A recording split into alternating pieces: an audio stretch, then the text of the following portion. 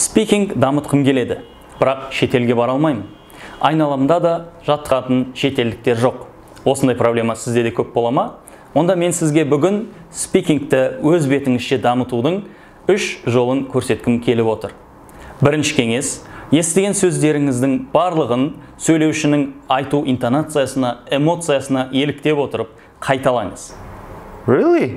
What do you play? Екінші кеңес, естіп отырған сөздерді өзгертуге тырысыңыз. I'm a jazz musician. I'm a jazz musician. I'm a president. Үшінші кеңес, біраз ағылшынша үйренгеннен кейін өз күніңізді, айналаңызды, көрген фильмдеріңізді, видеоларыңызды өз бетіңізше, өз-өзіңізге сипаттап беріңіз. Құрметті достар, осылай ешкімнің көмегінсіз өз бетіңізше спикингті дамыта аласыздар.